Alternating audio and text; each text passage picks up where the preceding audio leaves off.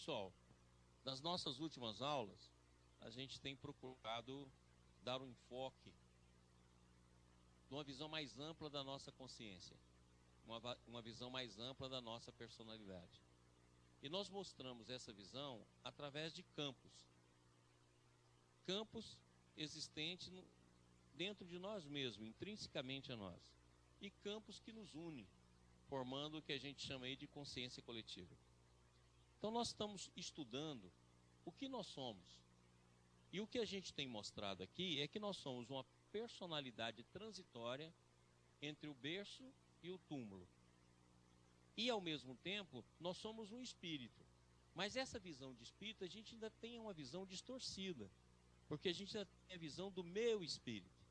Como a gente não tem palavra para várias situações, e a gente se refere, então, espírito encarnado, espírito desencarnado, espírito além túmulo, a gente usa a mesma expressão, da mesma forma que a gente faz com amor.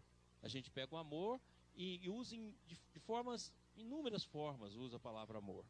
Mas quando a gente sabe que amor é uma coisa só, e o amor real não é paixão, o amor real não é nada dessa fase negativa que ainda a gente coloca a palavra amor. Então o espírito é ou seja, o espírito é aquilo que nós estamos em busca. O espírito é aquilo que nós estamos em viagem para encontrar. E nós temos definido aqui, conforme a obra de Ubaldi, que o espírito é ou seja, da mesma forma que Paulo consegue compreender. Então nós não temos um espírito, nós participamos de um espírito. E, consequentemente, esse espírito não pode ser matéria. Na visão monista que o Ubaldi nos traz, ele fala que matéria e espírito é uma mesma substância. O espírito na sua fase ampla e a matéria na sua fase de contração. Então, dentro dessa visão, tudo que existe na natureza é consciência. Consciência passando por diferentes formas até conseguir atingir o homem. Depois, passando por diferentes experiências até poder atingir o anjo. Depois, passando por diferentes sublimações até encontrar e se tornar arcanjo. Então, dentro desse fator, a evolução ela vai desde o átomo, desde a subpartícula, desde o espaço até a consciência.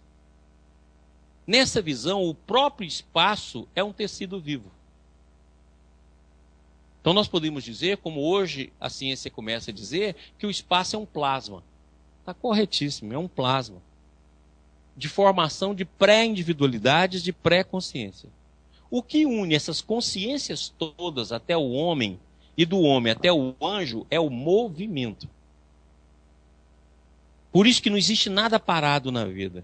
A nossa visão, o nosso olho, como não consegue ver movimento, ele acha que essa cadeira está parada. E o que essa cadeira está menos é parada. Ela está em permanente movimento. Seja movimento dos grupos de átomos e moléculas que formam, ou seja o movimento da própria cadeira. Ele é ínfimo, mas ele existe. A nossa visão é que não capta. É claro? Tendo essa visão mais ampla, se tudo é consciência e tudo está em transformação, nós estamos caminhando para onde? Nós estamos caminhando para a unidade. Por isso que esse movimento todo. Pensa o universo todo. Todos os átomos existentes no universo. Pensa em todos os universos possíveis.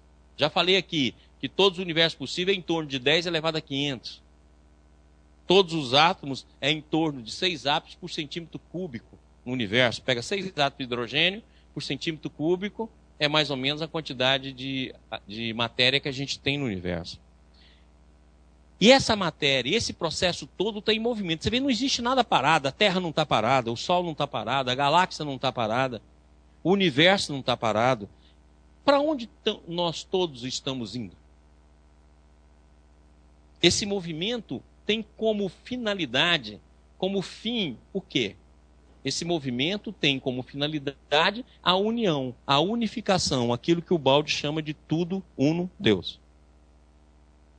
Então, dentro dessa visão, todo o universo material, e quando eu estou falando material aqui, eu estou falando universo físico, universo fluídico, universo denso, universo menos denso, eu estou falando todos os tipos possíveis de universo, ainda é matéria. Se eu classificar a matéria, igualzinho a gente classifica a luz, infravermelho, luz visível, ultravioleta, se a gente colocar matéria grosseira, matéria que a gente conhece e matéria sutil, nos mais diferentes graus, tudo isso ainda é matéria. Se ainda é matéria, ainda é vibração.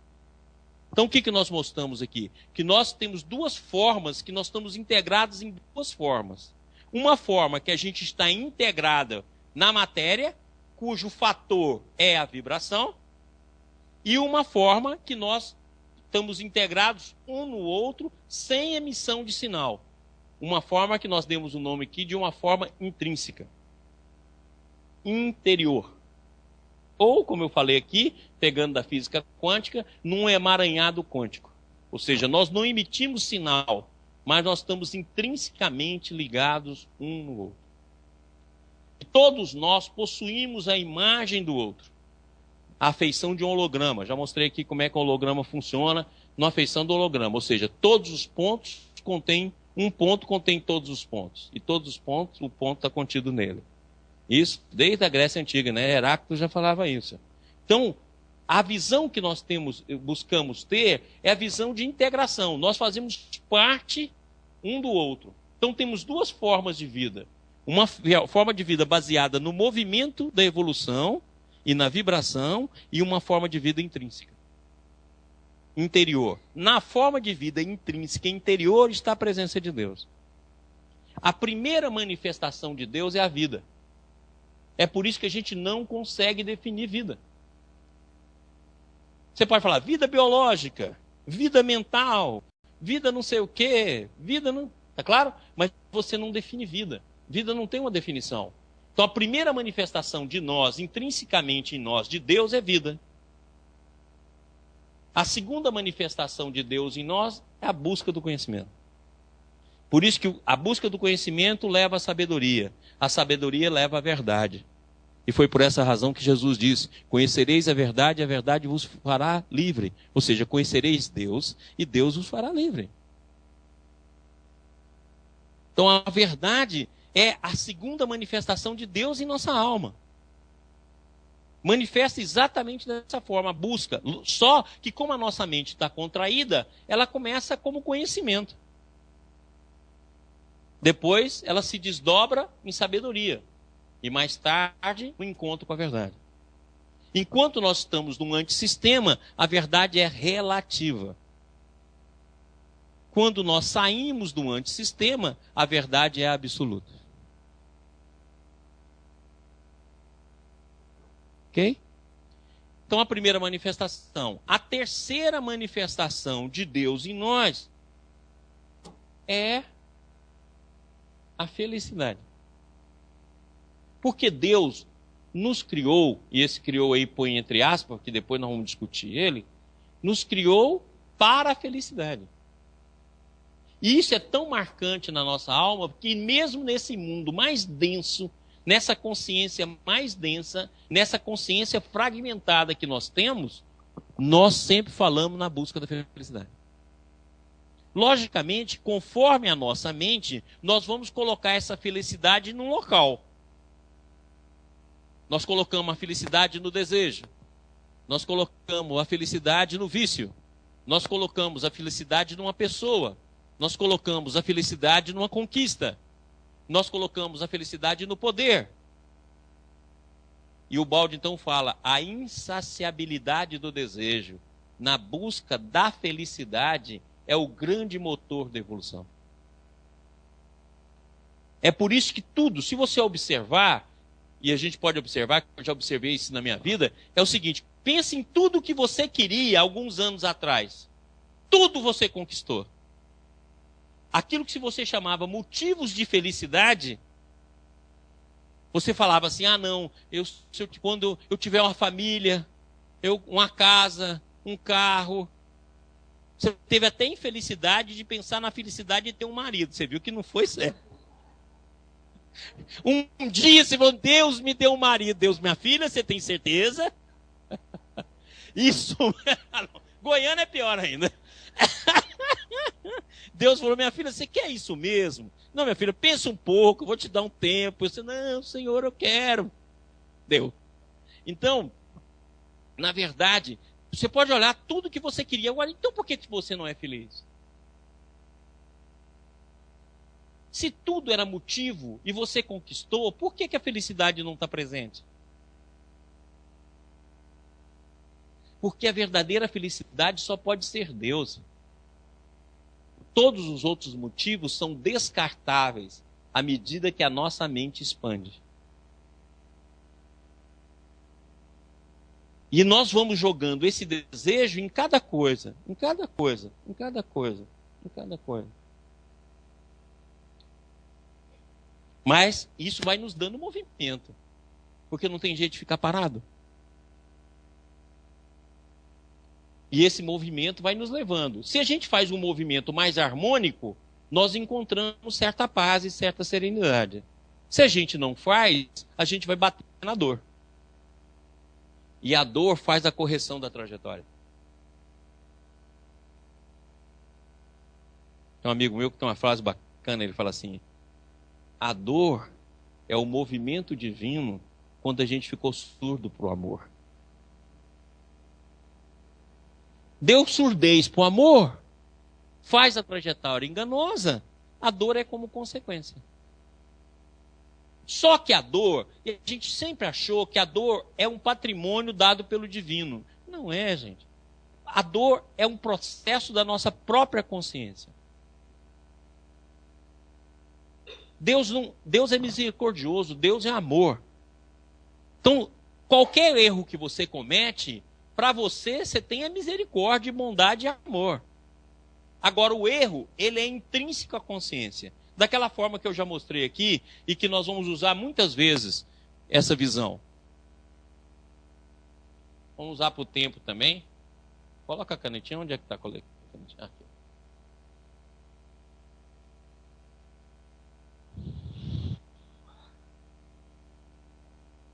É aqui, Marcos? Ah, já pôs.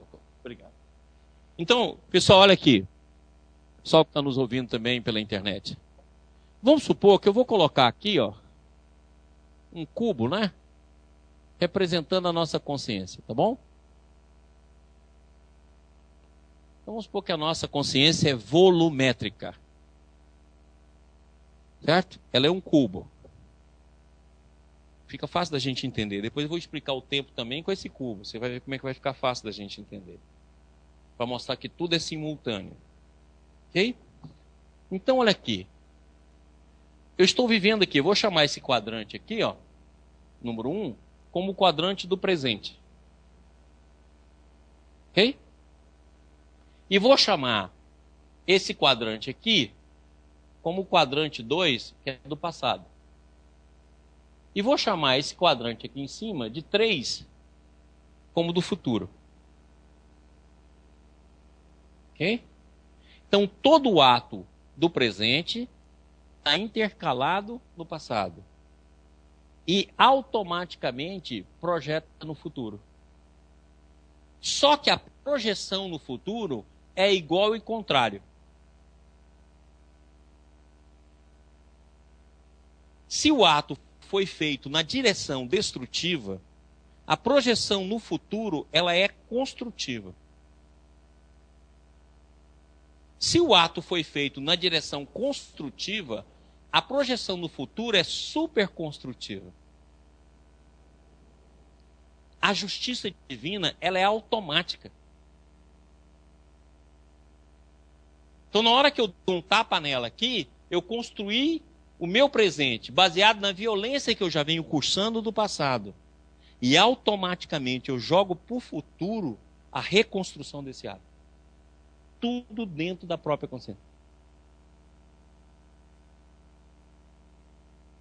É por isso que o erro da consciência se torna um dever. E é um dever intrínseco. Você que quer consertar. E aí a vida nos deu duas maneiras de consertar. A primeira maneira, o karma. A segunda maneira, o amor cobre a multidão dos pecados. Então, vamos supor, por exemplo, que eu vim aqui e cortei a cabeça de 400 negros. Já pensou se eu vou morrer 400 vezes cortando meu pescoço? Você vai ter que nascer gado para poder morrer. Bote, uma vez, duas vezes, 400. Olha, então, eu posso passar pela experiência de perder o pescoço. Então, quando chegou lá na Revolução Francesa, alguém me pegou lá, pôs na guilhotina e tirou meu pescoço. Eu passei pela mesma experiência que eu fiz 400 pessoas passarem. Agora a vida vai me dar chance de consertar com os 399, vindo médico de cabeça e pescoço. Emendando o pescoço. Uma vida, duas vidas, três vidas, quatro vidas. O que você faz? Eu emendo o pescoço. Eu sou médico de cabeça e pescoço. Não é interessante? Você vai cobrir com amor a multidão de pecados. Agora, o karma é a experiência que você vai passar. Então, eu costumo dizer que a experiência é arquetípica. Aquilo que você provocou arquetipicamente, você vai passar. Então, das 400 mortes, você vai passar igual. Uma morte sua vai ser igual àquelas 400. Então, você que matei cortando pescoço, matei em câmara de gás, matei com tiro. Vou morrer de tiro, câmara de gás e pescoço. Vou ter 3 vidas aí. O ideal é você falar assim pro cara, me dê um tiro, bota gás em mim, corta a cabeça, que eu pago uma vida só. Vamos fazer uma promoção. A gente vai matar, peraí, vamos matar direito, que eu já mato 3 reencarnações numa só. Negocia, né? Fala, não, ninguém faz isso comigo. Vamos matar devagar. Você então projeta para o futuro. É por isso que ela se torna um dever. A culpa se torna um dever. Então a culpa leva o remorso leva a ação. Por isso que a palavra karma não é nunca um determinismo do qual a gente não pode trabalhar. O karma significa ação. Ou em outras palavras, meu filho, faça de novo de uma maneira diferente. A justiça divina, então, ela é intrínseca.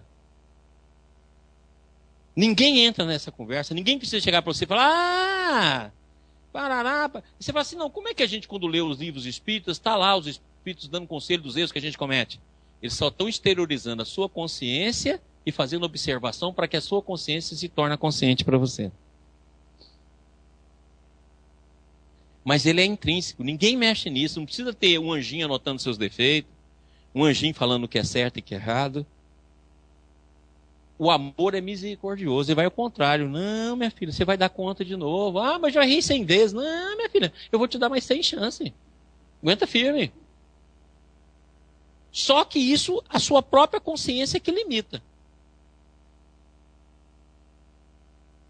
E você vai limitando aquilo que eu já mostrei aqui também, né?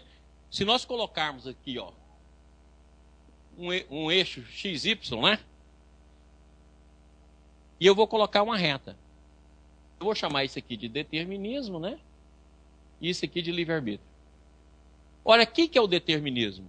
É o livre-arbítrio já usado. Então, se eu peguei esse determinismo e trouxe ele para cá, eu vou fazer um ângulo, por exemplo, de 60 graus. Então, eu tenho um movimento apenas de 60 graus dentro de determinado campo.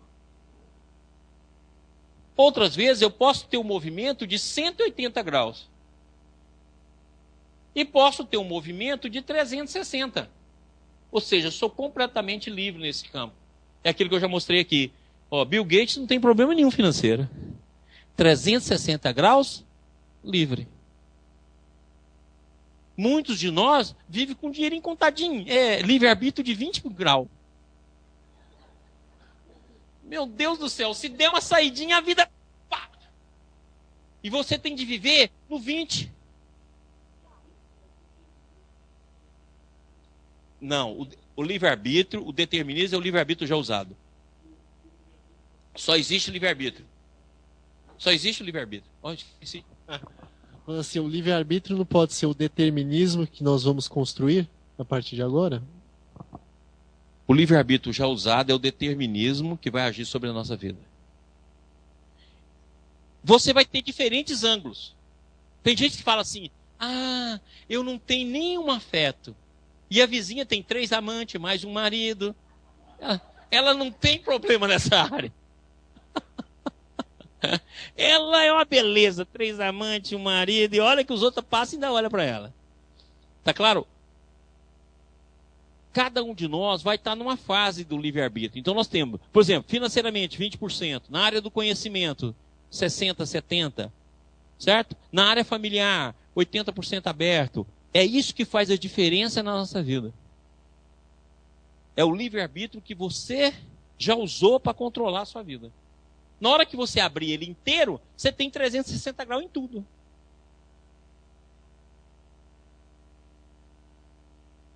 É por isso que Jesus disse, pedi e obtereis. Ele está falando isso para quem? Para aqueles que construíram a possibilidade de liberdade.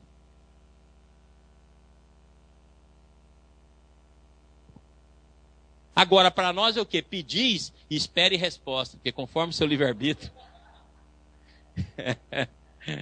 conforme o livre-arbítrio, aguarda aí que nós vamos estudar seu processo. Maurício. Oi. André. Tá, você tem o livre-arbítrio, vamos dizer, fechado, em 20% ou 30%, não sei. Mas a minha pergunta é a seguinte, através do teu esforço, da tua análise interior, de onde você caiu, o que você fez de errado, e uma iniciativa de mudança naquele campo, não te faz abrir esse... Lógico, é para isso que você encarna. Vamos supor que você encarnou com 20. Você trabalhou nessa vida e conseguiu chegar a 40. Vida que vem, você já parte de 40. Vamos supor que na outra vida você aperfeiçoou, foi para 80. Na outra vida você já parte por 80.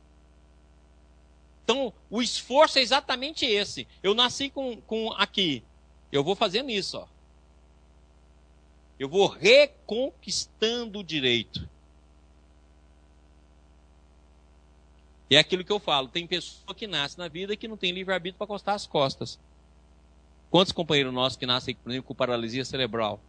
Eles não podem encostar. É na cama. Por exemplo, eu cuidei de um paciente durante 25 anos. Ele nunca coçou as costas. Cama. A mãezinha dele que virava ele, virava de um lado, dava comida. Ele não conseguia ter livre-arbítrio para coçar as costas, de mudar de lado na cama. Ou seja, fechou tudo. O gráfico dele seria como? Seria isso aqui, ó. Completamente fechado. A área que você tem dificuldade na vida é a área onde você abusou.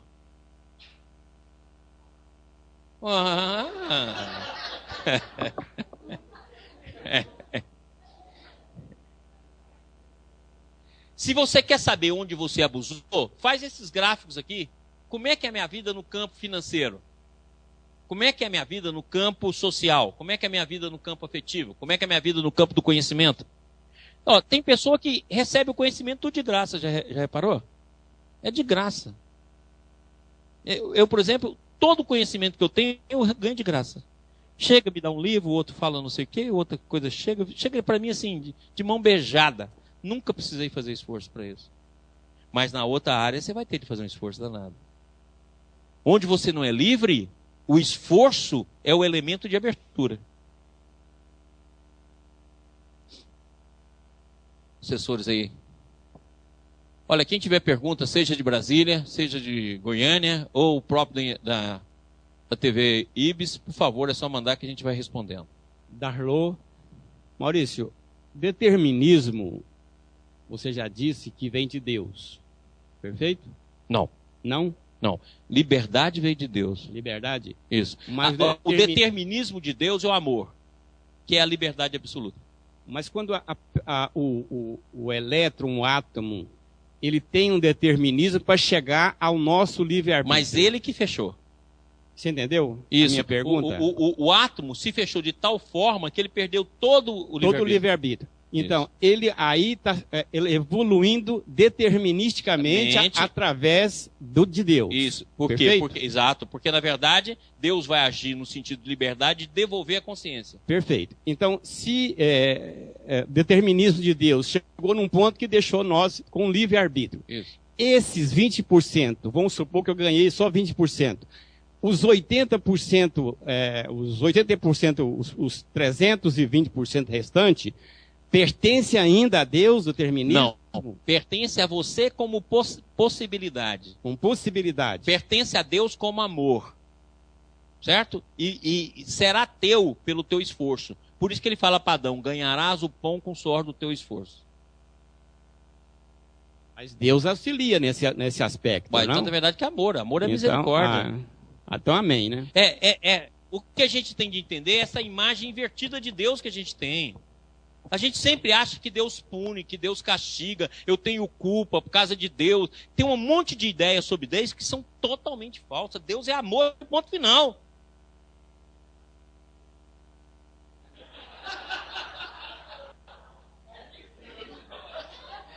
Na hora que ele errou, ele não pensou em nada disso. Pelo contrário, ele falou assim, Deus não atrapalha, não.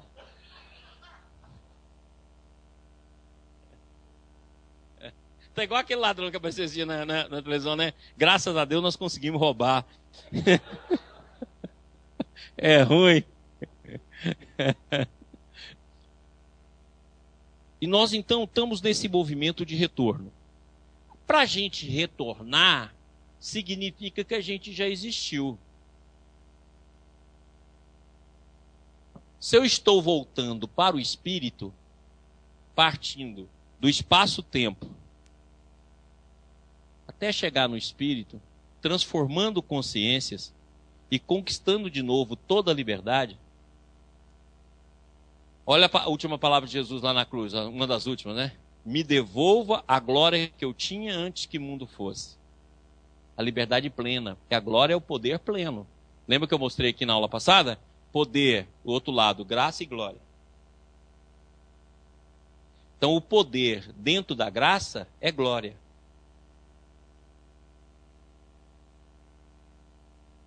E se eu estou voltando para o Espírito, é porque eu saí dele. Se o Espírito, como eu já mostrei aqui 8.100 vezes, é individualidade, Deus, unidade e totalidade, eu só posso ter saído pela ação da individualidade. No momento que eu transformei individualidade em individualismo, eu fiz o self virar ego, houve a contração da consciência. Quanto eu mais aprofundei, mais longe, ou menos consciência, ou com menos liberdade eu tive. E como é que se aprofunda? Dentro daquilo que eu mostrei. Volta naquele 4 slidinhos. Eu até cometi um erro que eu esqueci de colocar um desenho aqui, ó. O amor, tudo é amor. Nós precisamos entender que egoísmo é amor. Altruísmo é amor. Só que para com... E o egoísmo é só para mim.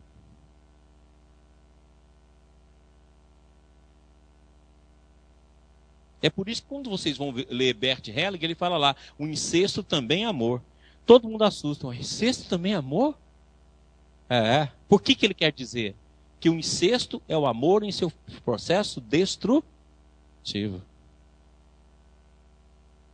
Não tem como nada não ser amor. Então o amor, já chego lá, Kekel. O amor, ele vai se colocar como egoísmo e vai se colocar como altruísmo. E como é que foi a queda? A queda deu-se aqui no poder. E foi o que? Degradando. Até chegar na negação, e a negação negar a si mesmo. Na hora que negou a si mesmo, perdeu a consciência. É por isso que desce tanto. Ó. A evolução é exatamente o contrário. Até voltar no amor.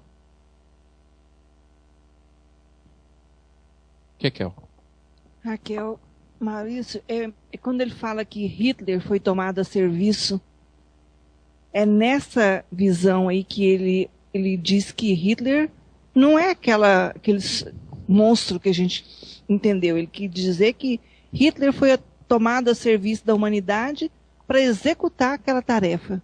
Mas aí você tem uma visão de missão, não é assim.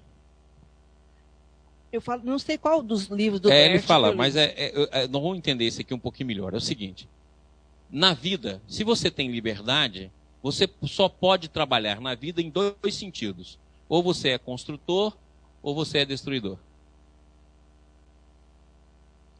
Se nós estamos em evolução, nós vamos ter períodos de destruição e construção. Destruição e construção. Certo? Destruir o que é velho para construir o que é novo. O Baldo fala nisso direto. Se nós vamos construir e destruir, pensa bem, dentro da família, dentro do meio social, dentro do campo do conhecimento, dentro do campo político, dentro do campo de uma nação. Você vai destruir e vai construir. São dois tipos de pessoas que existem para esse fim.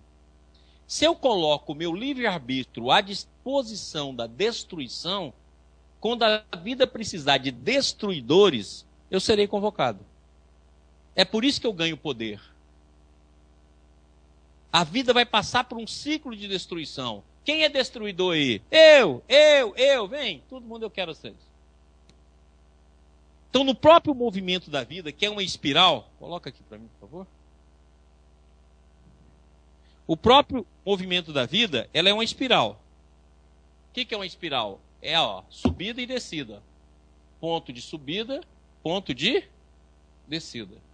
Se eu vou subir e descer, eu vou ter de destruir. Porque o que mais amarra a vida? O tradicionalismo. Não é assim que a gente chega a falar? Na minha família isso não é aceito de forma nenhuma. Porque o tradicionalismo vira lei. Como é que se vai avançar se não destruir? Se a mente vai ter de abrir, vai ter períodos de construção e destruição. E esses períodos são conexos. Então você vê, por exemplo, nós passamos pela Primeira Guerra Mundial e logo depois passamos pela Segunda Guerra Mundial. E graças à Segunda Guerra Mundial nós tivemos uma evolução medonha no campo da ciência. É um contrassenso. A destruição levou um processo de evolução numa rapidez que a gente jamais viu. Por quê? O período de destruição vem e varre. E o período de construção vem e assume. Então você só tem duas maneiras. Você pode também ser construtor, por exemplo, 30% e ser destruidor 70%. Vou te dar um exemplo disso na história, que fica mais fácil. Você pega Pedro I, um boêmio, mulherengo, que não queria saber nem de reinado, mas foi o cara que fez a independência. Ele foi construtor dentro dessa área, soube assumir aquele papel naquele momento, e foi muitas vezes destruidor em outras áreas. Dom João VI, maluco, tomava banho, só gostava de frango, moezada, mas ele vai lá e faz inúmeros benefícios para o país. Construtor e destruidor. Agora, o que é o Hitler? Ele vem como um processo de construção, porque ele reergue a Alemanha em 4 anos, e de autodestruidor. Então ele se torna o epicentro da destruição. O mesmo acontece na natureza. Vocês nunca raciocinaram por que as forças da vida permitem que um vulcão exploda? Porque chegou a hora de varrer aquele processo. Não, o destruidor passa a ser a própria natureza, porque a natureza também está em transformação evolutiva. Se ela está em transformação evolutiva, ela vai ter períodos de construção e destruição. Wellen, supondo, por exemplo, que não haja uma terceira guerra mundial dentro do processo de transição da Terra, a própria Terra se encarregaria de promover essa transformação? Não vamos pensar na própria Terra, vamos pensar as forças da vida. As forças da vida podem usar a terra, pode usar a infecção, pode usar, entendeu? Pode usar um monte de recursos no processo de transformação do planeta. Essas transformações serão mais doloridas ou menos doloridas, dependendo da cota mental que a gente joga nisso. Nós devemos entender que não existe só uma ecologia de cuidar da natureza, existe uma ecologia mental também. Que é a mente que rege tudo isso aí. Eu vou dar uma aula só sobre isso. Então imagina o seguinte, conforme você quer ser destruidor ou construtor, pega na família. Se você quiser ser um construtor dentro da família, você vai poder ser. Se você quiser ser um destruidor, você vai destruir. Vai depender da escolha que você vai fazer nesse movimento. É por isso que Jesus foi tão claro, ninguém pode servir a dois senhores. Quando Jesus estava falando isso, a gente só interpretou isso em relação ao dinheiro, que a gente quer o dinheiro do rico, né? Todo pobre quer o dinheiro do rico. E todo rico é safado. Porque, na verdade, eu quero chegar lá. E na hora que eu for chegar lá, eu quero fazer igualzinho ele faz. Então, como a gente tem inveja do rico, nós pegamos essa passagem, a igreja precisava dessa passagem também para ela ficar rica. E o rico não entra no reino do céu. Meu filho, é rico de iniquidade, não é rico de dinheiro, não. Então ninguém pode se ver dois senhores. Ou você vai ser construtor ou você vai ser destruidor. E é por isso que ele acrescentou, é necessário que venha o escândalo, mas ai daquele de onde vem o escândalo. Parece um paradoxo, mas não é um paradoxo. É necessário porque eu vou escolher essa posição para poder fazer os dois movimentos. Então Hitler foi o epicentro que reuniu toda essa destruição. Assim como foi Mao, assim como foi Stalin, assim como foi Truman. Toda essa galera do bem invertido que fez parte do nosso mundo. Vem, destrói. Na hora que destrói, tudo começa novamente. Né? Você vê que germina numa rapidez imensa. Você pegar o conhecimento que a gente tinha em 45 e o de hoje, não passou nem um século. O mundo está transformado. E a guerra foi feita para separar. E o mundo nunca foi tão unido como agora. Você vê exatamente o contrário do que queria a guerra. A guerra queria separar e colocar uma nação superior às outras. Por um sentido racial. E nunca a Terra teve tão unida. Esse movimento todo, criado no mundo pela internet, etc., fez o quê? O contrário do que era o desejo da guerra. Sem nenhuma supremacia. E já existe cara de cabeça totalmente diferente que fez isso também sem pensar em dinheiro. Quantos programas hoje em dia de uso coletivo e o cara não ganhou uma grana por isso aí? Entendeu? O inverso. Por quê? Porque a vida caminha para a construção. Mas vai ter momentos de destruição e de construção. Eu não entendi direito aquele negação de si mesmo, foi a queda. Eu não consegui entender. A última fase, que é a negação de si mesmo. A primeira negação é de Deus. A segunda negação é do próximo. Nega a si mesmo. Você não chega a suicidar? O que é o suicídio? Negar a si mesmo. É o mesmo ato de suicídio, é o mesmo ato da primeira queda. Negou quando Caim matou Abel.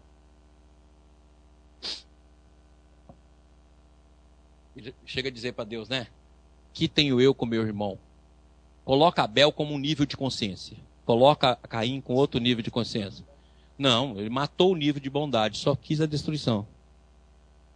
Tanto é verdade que logo depois ele funda a cidade, logo depois constrói uma torre, que é a Torre de Babel. É a fragmentação da consciência. Você perdeu o curso de evangelho, não foi? É, desse jeito, por isso que dá esse trabalho. É. Vamos embora. Perdeu o curso, agora fiquei fazendo conversa. Pergunta primária. Pergunta que todo mundo sabe quem assistiu às aulas. Tô brincando. Próximo aqui. Gente, essa aula eu quero que dá, só que eu quero que você aprenda essa aula. Essa aula não é fácil de dar. Mas eu quero muito que vocês aprendam. Então presta atenção aqui. Quem é espírita ou espiritualista que levanta a mão, por favor? Quem é espírita ou espiritualista sabe que nós vivemos em duas dimensões. Uma dimensão que nós vamos chamar de física, ou uma dimensão que a gente chama de encarnada, e uma dimensão que nós vamos chamar espiritual, ou a dimensão desencarnada. Ora, só que existe algum segundo na nossa vida encarnada que nós não estamos inclusos na vida desencarnada? Não. Porque a nossa natureza, ela é permanentemente integrada em dois mundos. Eu posso não ter percepção, mas significa que eu não tenho integração. E de que forma esse processo se dá? Se dá através de fluido, de partículas. Quem já leu Nosso Lar aqui? Lembra que Nosso Lar fala lá, Nosso Lar tem um rio chamado Rio Azul. E ele acaba desembocando como as forças e partículas que descem para a Terra, como se fossem partículas cósmicas. Olha, então nós estamos integrados em bilhões e bilhões e bilhões e bilhões e bilhões de raios. Tanto os raios de natureza cósmica quanto raios de natureza psíquica. O nosso pensamento é um produto coletivo. Então nós estamos o tempo todo em dois mundos. E esse mundo se reflete em nós através da aura.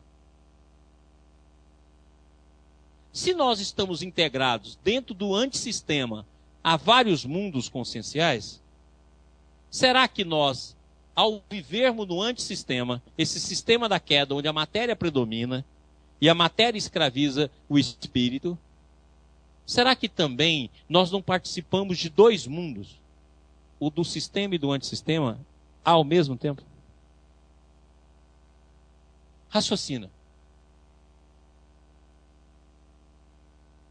Eu tive como sair do sistema? Não, porque se o sistema é interior, eu nunca saí dele. Então vamos colocar, por exemplo, volta aqui a tela. Vamos colocar, por exemplo, que todo sistema é uma bola. Não existe o fora do sistema. Ou seja, não existe o fora de Deus. Então, se eu contrair a minha consciência, essa contração não foi espacial. Eu não saí de Deus. A gente representa ela como espacial. Mas, na verdade, ela foi interior. Na verdade, ela foi assim, ó.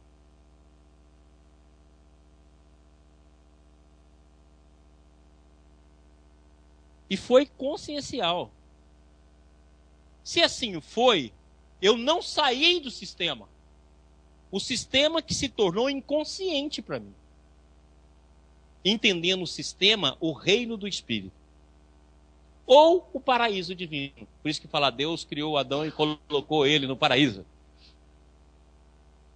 Paraíso. Ou reino do Espírito é o sistema. Então eu tenho de estar nele. E ao mesmo tempo eu tenho de estar integrado nele. O sistema tem vibração? Não. Se ele não tem vibração, não tem uma vibração saindo do sistema e me acudindo. Porque vibração pertence a um sistema. Ou seja, o sistema, ele está dentro de nós no mundo interior. Hã? Nós estamos no antissistema, mas o sistema está em nós interiormente.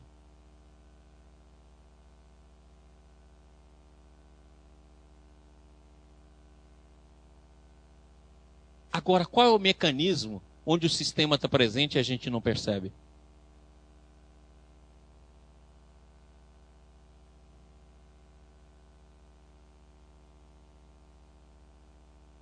Lembra que eu falei aqui? O inconsciente não é uma região onde está tudo inconsciente.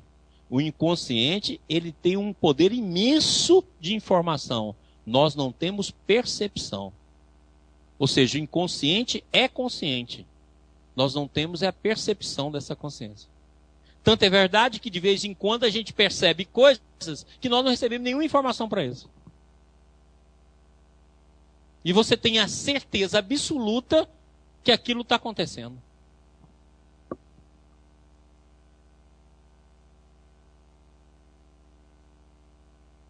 Então vamos voltar a falar aqui. Pessoal de Brasília, está entendendo? Nós temos dois mundos. O mundo espiritual e o mundo encarnado. Ou o mundo terreno. Nós estamos aqui nós participamos o tempo todo desses dois mundos. E isso está refletido nos nossos outros corpos, que a gente chama de aura. Uma parte é consciente, outra parte é consciente, mas nós não temos percepção. Por exemplo, nós não sabemos que a luz tem várias outras frequências, nós só pegamos a frequência da luz visível. Mas nós sabemos que tem um monte de frequência infravermelha e ultravioleta, mas a gente não vê. E alguns animais veem.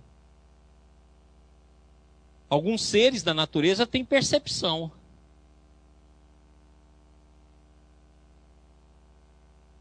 Mas nós sabemos que existimos, nós não captamos. Então nós vivemos em dois mundos. Por isso que André Luiz escreveu até um livro, Entre a Terra e o Céu. Que é a vivência em dois mundos, isso é permanente. Até falar pra gente, dentro da visão da doutrina espírita, na hora que você dorme, no sono você encontra com seus entes queridos. Ou com os safados que fazem parte da sua vida, de malandro. Depende se você está construindo ou destruindo. Safado, eu ainda chamo safado de obsessor. Aí deve falar assim, quando está aqui na hora do santo, nós somos amigos. Na hora que chega lá embaixo, chama a gente de obsessor. Agora presta atenção. Será que nós também, dentro de uma visão muito mais ampla, nós não somos assim, ó? Participamos do mundo sistêmico e participamos do mundo antissistêmico? O antissistêmico pelo processo de evolução e pelo sinal, ou seja, pela vibração. E o sistêmico pelo mundo interior e pela ligação não local. Ou seja, sem sinal. Tudo íntimo. Você fala, Maurício, onde é que está o início dessa vivência? Sabe onde? Na imaginação. A imaginação, assim como a vibração é a porta de interação do antissistema, a imaginação é a porta de interação do sistema. Por isso que Emmanuel diz que a imaginação é uma das coisas mais importantes da face da Terra. Eu não estou falando aqui de ilusão. Eu estou falando de imaginação no seu sentido de criatividade, de intuição, de amor. A imaginação que apresenta lá na fase da infância e que a gente acha que é besteira e estraga tudo. Isso não existe não, meu filho. Fica banheiro. Para de falar besteira.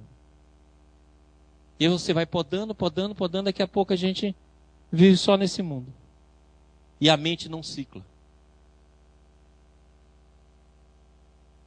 E da mesma forma que a gente tem período de consciência do mundo terreno, período de consciência do mundo espiritual, período de dormir, período de sono, será que nós não temos um período durante todo o dia em que a gente capta o sistema e um período que a gente retorna no sistema?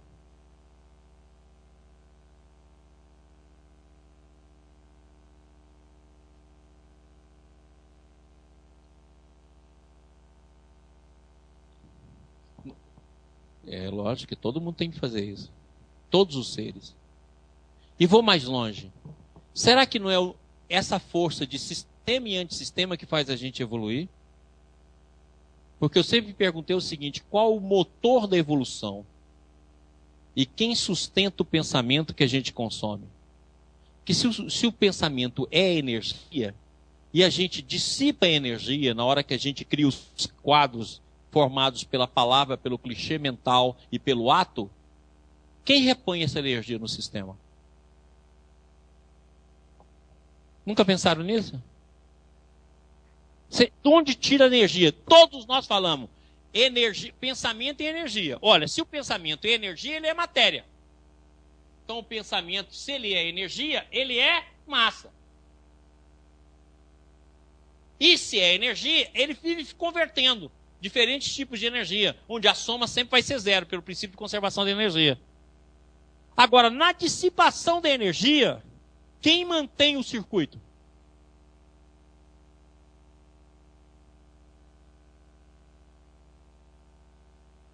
Porque você gasta energia quando você faz um quadro mental. Todo mundo aí, ó, faz um quadro mental. De onde veio essa energia para você materializar isso?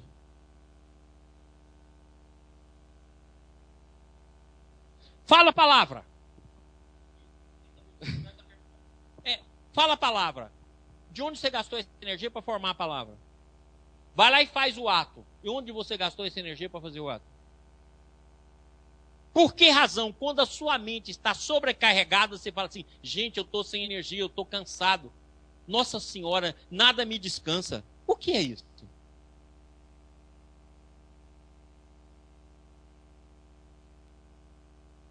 Por que essa insaciabilidade do desejo? Eu sempre quero andar para frente e sempre quero buscar felicidade. Onde está esse impulso?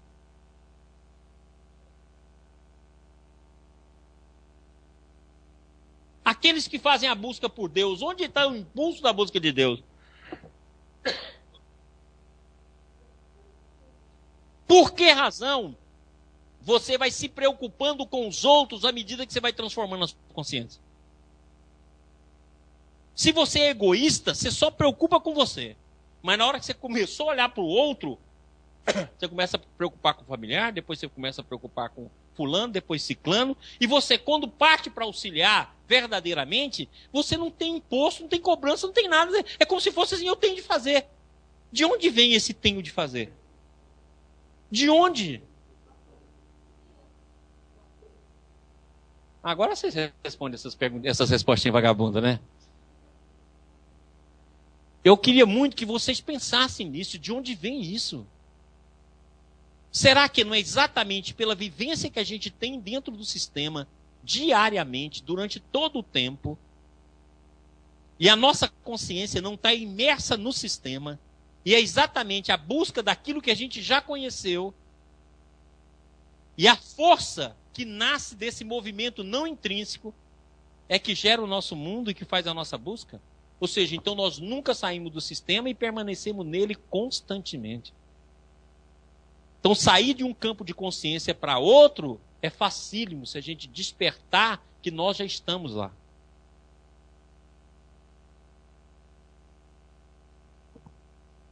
Agora, presta atenção aqui, como é que fica bacana se nós analisarmos. Perguntas eu vou voltar. Pessoal da internet também, se tiver pergunta, pessoal de Brasília, se não dormiu ainda.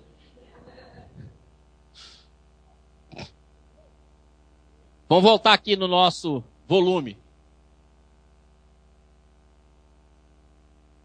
Então, como eu falei, eu vou chamar isso aqui de presente. Vou chamar isso aqui de passado arcaico. Por que passado arcaico? Vamos supor que eu vivo aqui, ó. Então aqui eu chamo de presente. Aí eu construo uma linha em cima, eu vou chamar essa daqui de passado, essa aqui de presente. Então vamos supor que eu tenha a noção de tempo olhando apenas essa face do cubo. E tudo aquilo que eu vou passando, eu vou arquivando num passado arcaico ou num passado remoto. Então presta atenção. Como a nossa consciência está fragmentada, é como se eu vivesse apenas uma face do cubo. Eu só vivo aqui, ó. É como se eu pegasse essa cerâmica e vivesse aqui apenas a face da cerâmica. Então eu só vivo essa parte da frente do cubo. Para mim, o resto não existe. Ele existe como passado, mas dentro da mesma face do cubo.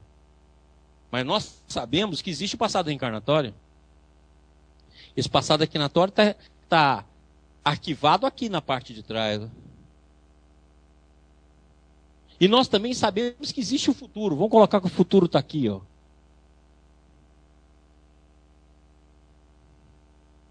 Então, o que é a noção do tempo? É apenas o nível de consciência que a gente habita. Se você vive apenas uma face do cubo, você está totalmente presa no tempo e não tem solução. O tempo é passado, presente e futuro. Se você descobre que você pode ter uma face remota, você começa a receber as influências da sua reencarnação, que você recebe e não tem consciência. Aí você já começa a perceber que você tem um presente passado próximo, e tem um passado remoto que também te influencia. E se você entende que você está em evolução e que você vai caminhar para suas potencialidades, então você sabe que também você já tem um conteúdo no futuro. Eu vou falar sobre isso. Então agora presta atenção. Olha que bacana agora, ó. Entenderam isso que eu falei? Pessoal da internet, entendeu? Pessoal de Brasília, entendeu? Tem de entender isso aqui, porque senão eu não vou conseguir falar. Da mesma forma que uma pessoa se torna destruidor e a outra construtor, ou um misto de destruidor e construtor, o coletivo faz a mesma coisa. Então nós temos nações construtoras e nações destruidoras. Nações construtoras em determinado campo. Nações destruidoras em determinado campo. Se nós pegarmos a nação americana, é a construtora atual da ciência no mundo. E se nós pegarmos o lado destrutivo, é o imperialismo do mundo moderno. Ou seja, constrói e destrói a mesma nação. Atua nos dois campos. Constrói, por exemplo, a 40%, 50%, destrói o outro restante. Então as nações somos com os indivíduos. Essa aí é a evolução coletiva. Se você assistiu às outras aulas, eu mostrei aqui que a gente tem uma evolução individual, uma evolução coletiva e uma evolução em Deus. Uma evolução coletiva que caminha do eu e o próximo para a totalidade, uma evolução individual que vai do ego ao self e uma evolução em Deus que vai da negação à graça. Então as nações fazem o mesmo papel. Cada nação, mesmo que teoricamente, ela constrói um patrimônio para o mundo. Vou dar um exemplo. Grécia construiu, a maior contribuição da Grécia para o mundo foi a filosofia. Filosofia, direito, que Roma foi pegar lá e colocar isso em prática. Com uma feição destrutiva, imperialista, mas unificadora do mundo. Então Roma foi o primeiro princípio de unificação real do mundo. Lógico que teve outros reinos e que também fizeram processos de unificação. Estou pegando Roma como sintoma ocidental. Bom, então, cada país desse faz essa participação. O que a França deu para o mundo? Liberdade e igualdade. A liberdade e a igualdade vai florescer onde? A liberdade com democracia vai florescer nos Estados Unidos e a igualdade foi tentada pela Rússia, que tentou, a partir daí, criar um sistema comunista socialista que pudesse igualar os homens. Viu que não foi possível. Assim como a outra face da liberdade levou ao consumismo. Também é um erro grotesco. Então nós podemos dizer o seguinte, o futuro do mundo é uma mistura de democracia com socialismo e com comunismo, onde o indivíduo vai ter a liberdade de agir, mas o Estado vai cortar as grandes fortunas em benefício social, e onde o cidadão, menor cidadão, vai ter apoio do Estado para ter a igualdade e as condições necessárias de vida. Por isso que nós estamos lutando hoje em dia por os direitos do cidadão. Olha a nossa luta. Qual é a contribuição do Brasil? E o Baldi fala isso muito bem em Profecias. É a fraternidade. Então, se o Brasil colocar isso como meta, e é por isso que a espiritualidade resumiu em Brasil, coração do mundo e pátria do Evangelho. Quando ele está falando em Evangelho, a primeira prioridade do Evangelho é a fraternidade. Já se formou um povo que não tem ninguém no Brasil que pode falar, eu não sou negro. Tem possibilidade disso? Eu não sou negro? Nós somos negros, nós somos índios, nós somos português, nós somos brasileiros, nós somos tudo, a mistura. É um povo que nasceu misturado. Não tem jeito.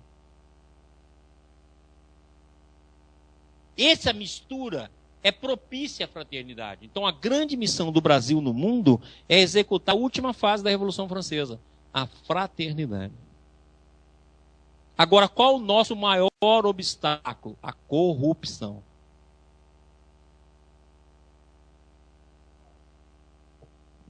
E o que mais nos falta? Ordem e progresso.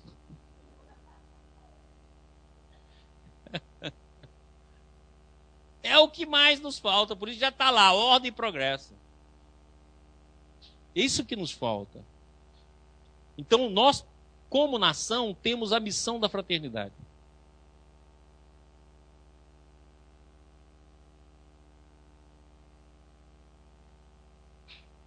Se nós conseguirmos fazer isso, acho que nós vamos cumprir o nosso papel no campo da vida. Se a gente não conseguir, vai ser igual o povo, que também já fez ao contrário. Vamos ceder teorias. E alguém vai aproveitar isso.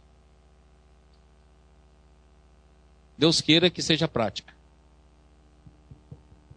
Mais alguma?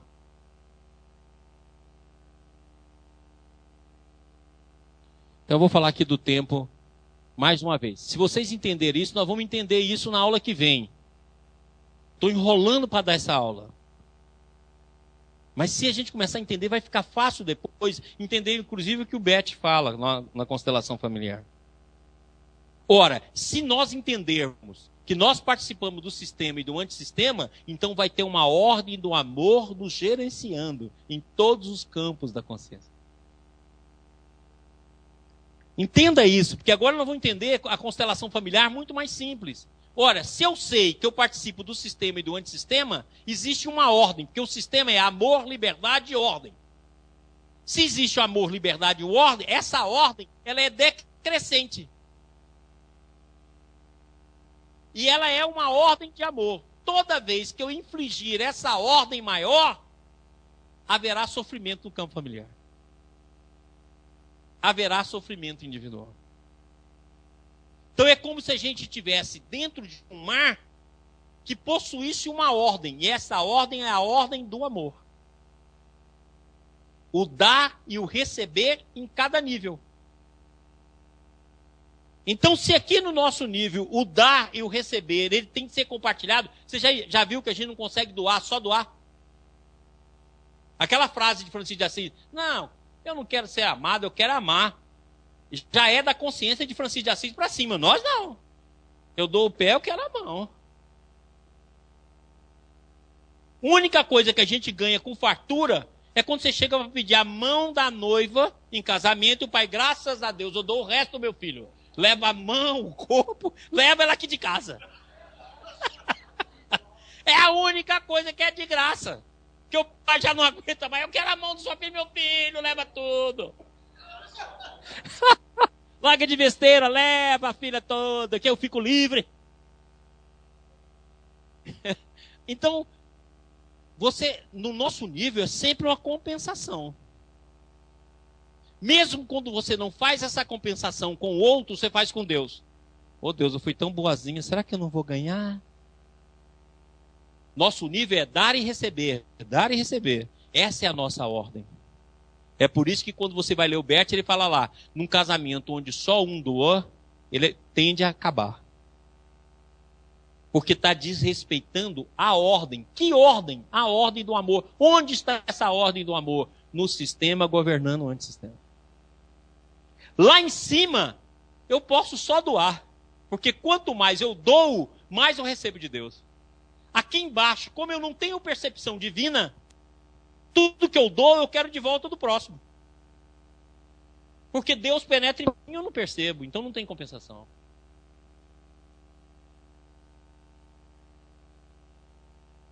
Então existe uma ordem. Essa ordem, ela é o tempo todo formado um fluxo. Então tudo aquilo que for contra o fluxo do amor, cria desarmonia no meio.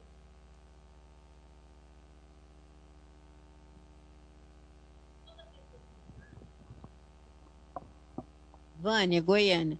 Então, toda vez que eu estou doando, eu estou esperando que tenha alguma coisa em volta, eu não estou dando. Não, você está esperando. Não minta. Tudo que a gente faz, a gente está esperando. Não, não está errado. É o nosso nível do amor, o nosso é esse nível. Você quer negar você? Vai dizer que você não é assim.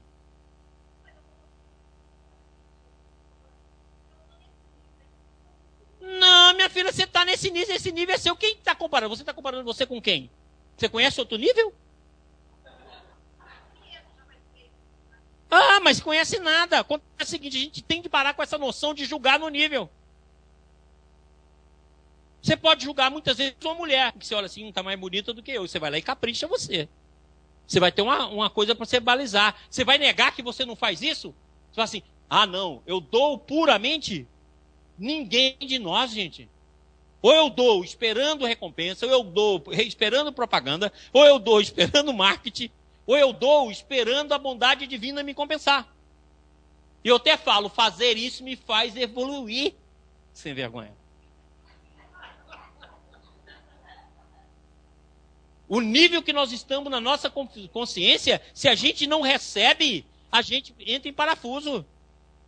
Esqueceu as queixas que a gente tem no relacionamento? Você não presta atenção em mim. Nem viu que eu cortei o cabelo. Você cortou onde, criatura? Aqui na ponta.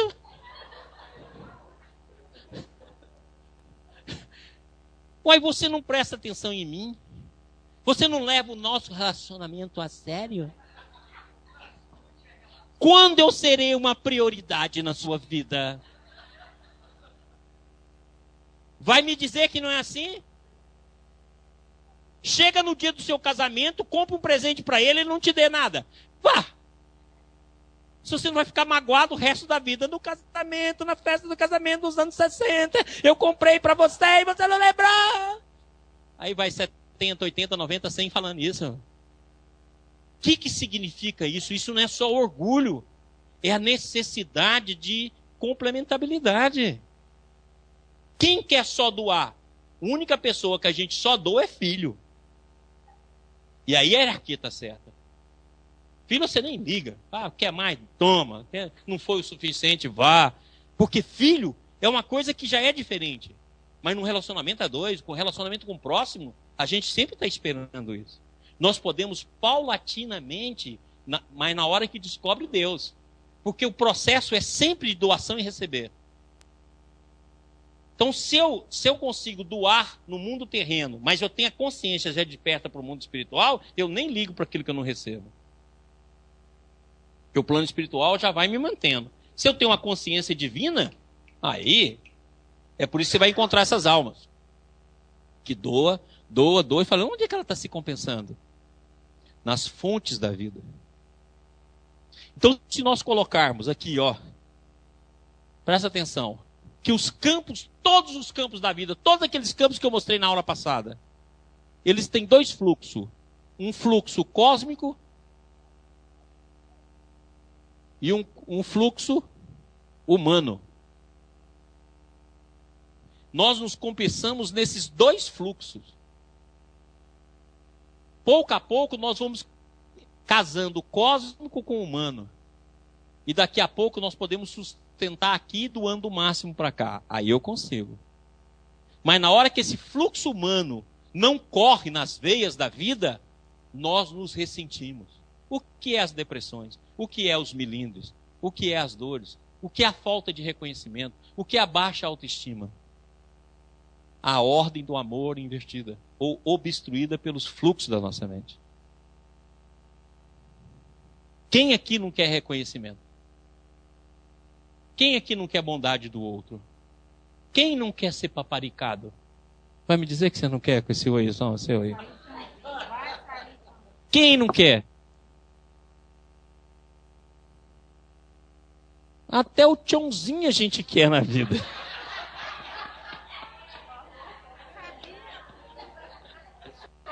Se eu não tenho nada, o tchãozinho é um paraíso. Não tem tempo. Entendeu? Então nós vamos equilibrando essa vibração. Isso que é a ordem do amor. A nossa ordem aqui, ó. Eu vou dando e vou recebendo. Agora a ordem lá em cima, eu recebo do Pai e dou. Você vê que até o próprio Cristo que recebe do Pai, o que ele fala para os discípulos? Vocês também querem ir embora? Fala isso para os apóstolos, quando os discípulos começam a ir embora, que não quer, porque ele é motivo de escândalo. Ele fala, vocês querem ir embora? E Pedro fala, para onde é que nós vamos, Senhor? Se você tem a palavra da vida eterna.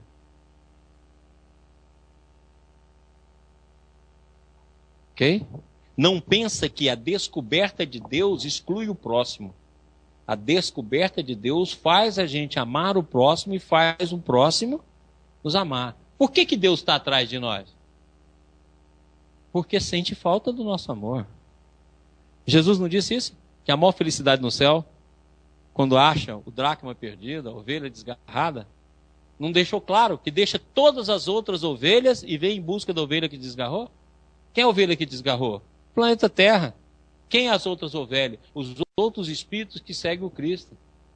Então, na verdade, que ele disse, eu tenho outras ovelhas que não é desse aprisco, que depois ele repete lá na parábola. Né? Pastor que deixa todas as ovelhas para buscar aquela que se perdeu. Então, se o amor de Deus nos compensa, o nosso amor por Deus é recíproco, é a mesma lei de complementabilidade.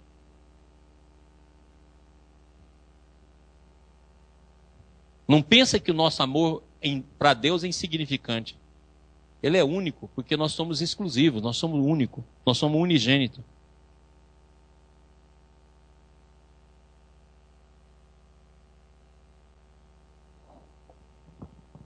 Maurício, Darlo. Maurício, pegando o raciocínio que o elétron tem consciência e ele vai evoluindo na consciência determinística de Deus e chega até o livre-arbítrio.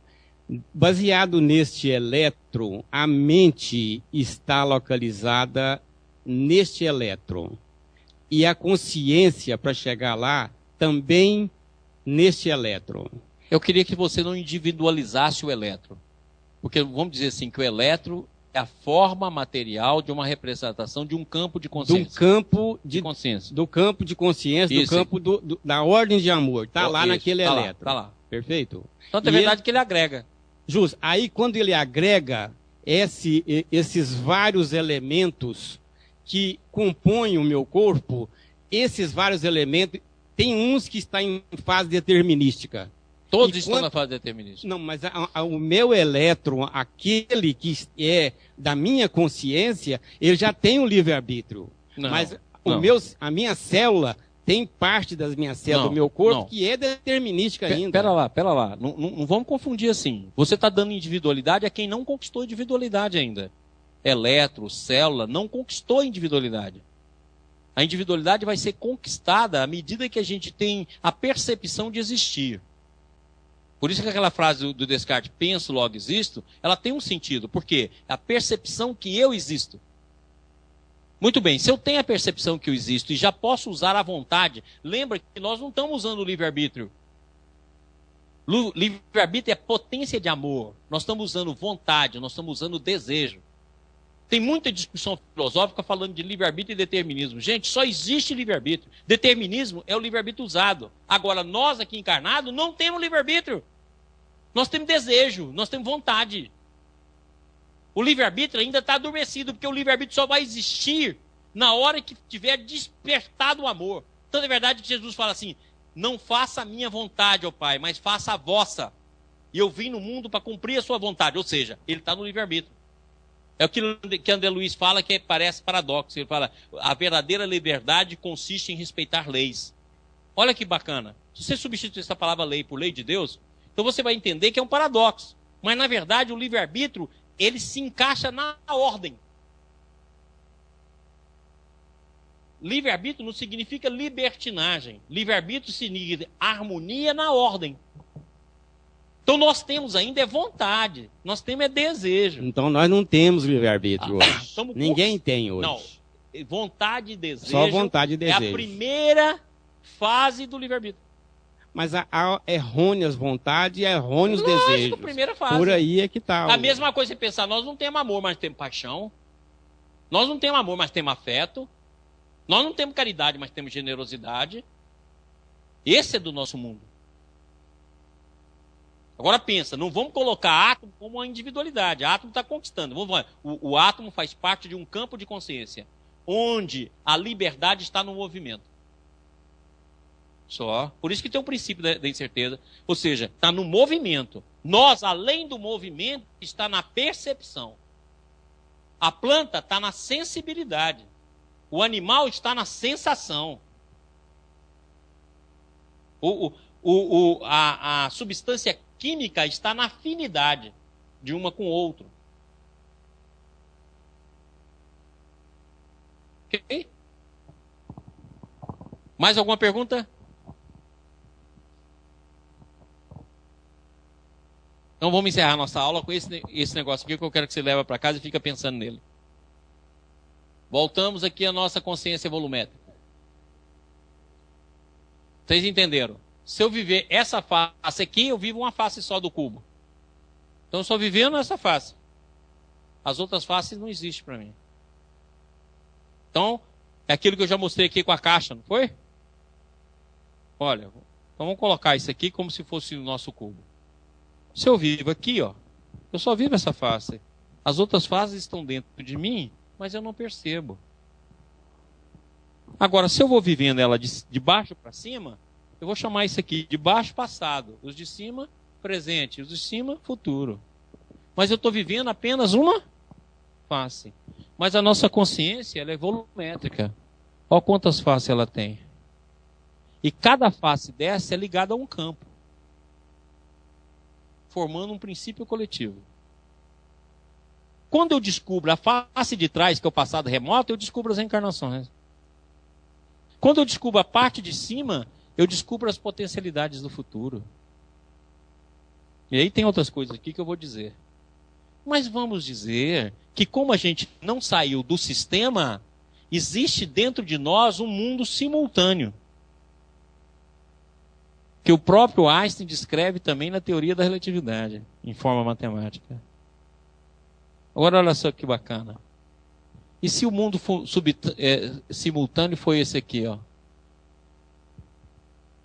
Olha só, ele pega todas as faces. Quem vive aqui dentro desse círculo que eu fiz, está no mundo onde tudo é simultâneo. E quem vive apenas uma face do cubo, ele vive apenas uma realidade.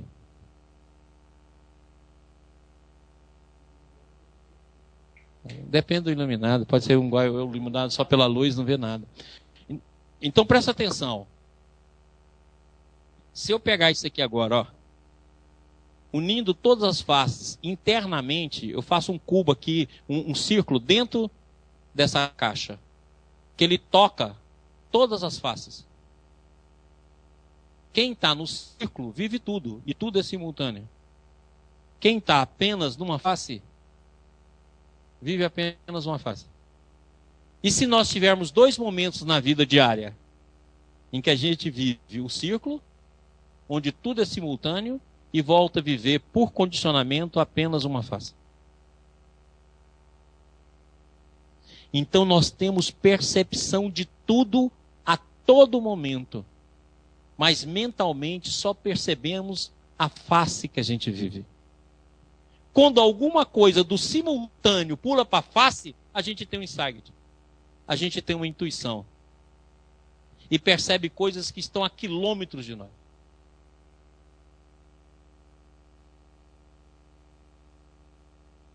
Mas se isso for uma rotina, o condicionamento nos traz para cá. Você imaginou quantas coisas a gente vive quando dorme? E na hora que você acorda, você é a mesma do dia anterior. Modificada psiquicamente, porque o sonho modifica a gente. E se isso também acontecer? Nós vivemos simultaneamente todos os campos de consciência. E voltamos para a forma que a gente nos condicionou.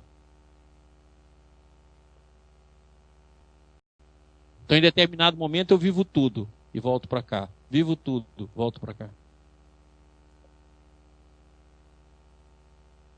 E como a minha mente está condicionada, eu vou transformando em passado, presente e futuro.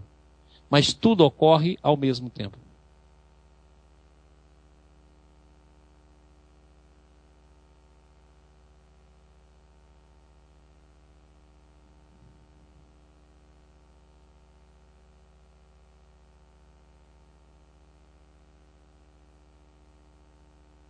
Entendeu agora?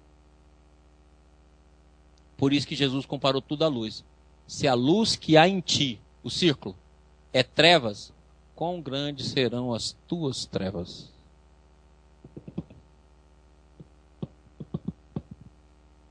Vós sois capazes de fazer as obras maiores do que eu faço.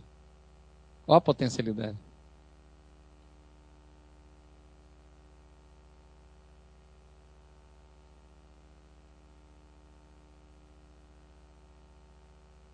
Então agora vamos trocar em miúdo. Se a todo momento nós mergulharmos em Deus e voltarmos à superfície de nós mesmos pelo condicionamento, e ao mergulharmos em Deus, nós ganhamos o impulso da evolução.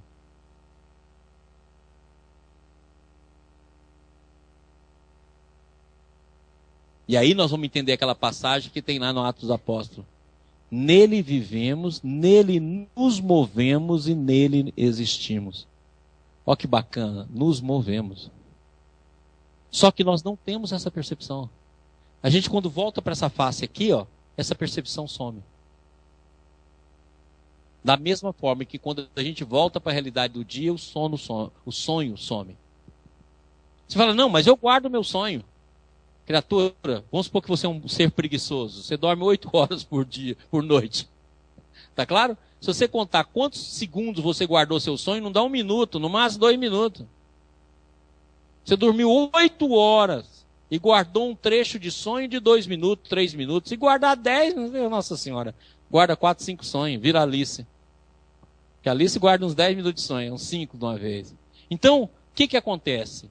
Se você guarda apenas 10 minutos da sua experiência noturna, onde é que estão as outras 7 horas e 50 minutos? No inconsciente. E essa força do inconsciente que te movimenta em relação ao plano espiritual. E se você, durante o dia, mergulhar em Deus várias vezes, e retorna, e essa força for a força que gera o pensamento, e essa força é a força que mantém a vida, e essa força é a força que te dá a trajetória da felicidade.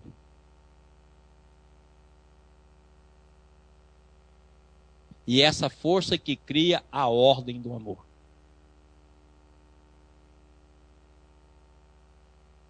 Pense nisso. Aqui tem um trecho para a imagem, para você pensar como é que pode ser tudo simultâneo. É só juntar todas essas faces aí. E o mundo simultâneo se dá na nossa imaginação. Olha aqui, vocês estão aqui presentes me ouvindo, e a mente de vocês está em vários locais diferentes. Ora, será que esse processo não pode ser ordenado para estar em mundos diferentes, dentro do mundo interior, onde nós vamos ganhar forma e vida? Quem fez o curso conosco aqui de Ciranombino, você lembra que toda a vida é interior? E que Deus, a divindade, como ele chama, o divino, rege o mundo interior? Entendeu agora?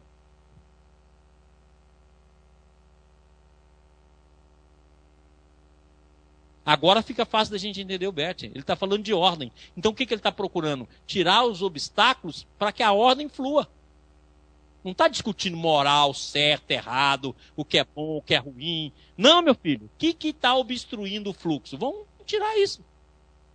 Porque depois que o fluxo estiver restabelecido, a própria consciência vai buscar a compensação. Aqui, ó, o que eu fiz aqui já está programado aqui pela minha própria consciência.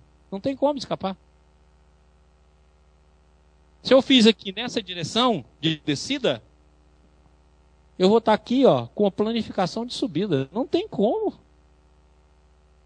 A justiça divina é intraconsciencial. E feita por você mesmo. Você fala, não, mas as reencarnações compensórias? Os mentores leem a sua consciência e preparam a vida a partir da leitura. Igual o médico chega aqui e fala, nossa, você está ictérica. O médico não está criando icterícia. Ah, você está pálida. Ah, você está anêmica. Ele está fazendo a leitura daquilo que você mostra como sinal. Então, quando faz reencarnação compulsória no plano espiritual, não está desrespeitando o livre-arbítrio. Está lendo a sua consciência e planejando o processo a partir da tua leitura.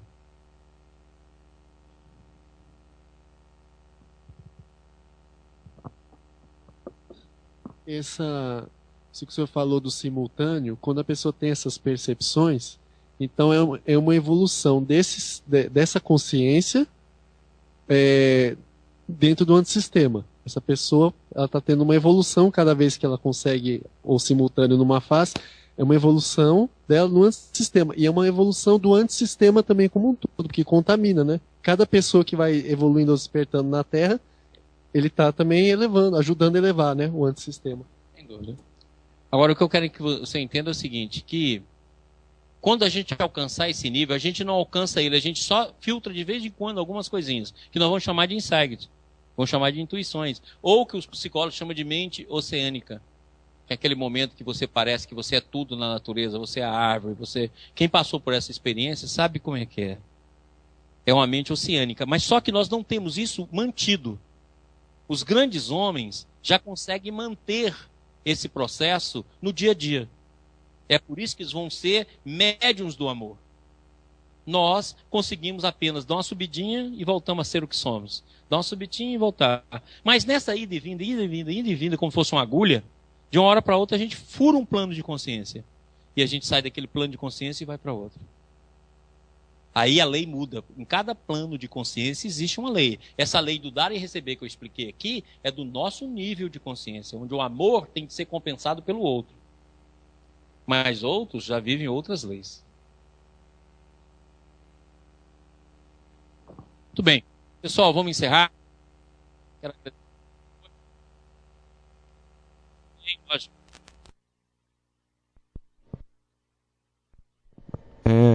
A pergunta foi enviada pelo Humberto. A projeção lúcida da consciência pode cumprir o papel de sonho? Olha, cada vez mais, Humberto, eu desconfio que não tem projeção de consciência. Tem apenas a tomada da consciência da simultaneidade. A projeção é porque a gente sempre coloca que a gente sai de um lugar e vai para o outro. Mas se tudo é simultâneo, eu já estou no outro lugar. Então, uma das coisas que nós vamos alterar com a compreensão é a nova visão da mediunidade. Ainda vou dar esse curso aqui. Certo? Uma nova visão da mediunidade. Que a gente vai começar a compreender que muitas vezes a gente não faz uma viagem astral ou uma viagem consciencial. A gente apenas toma consciência do lugar que a gente já ocupa, porque nós estamos ao mesmo tempo em todos os lugares. Agora, dentro da visão que a gente tem de consciência que se desloca, não tem a menor dúvida que o deslocamento da consciência é um dos meios que pouco a pouco vai fazendo a nossa percepção ampliar e tomar uma visão mais ampla do inconsciente. Podemos encerrar? Um beijinho, até semana que vem. Pessoal do Ibis Goiânia, outro beijinho, até na outra da outra semana. Eu não vou estar aqui. E o pessoal de Brasília, bons sonos.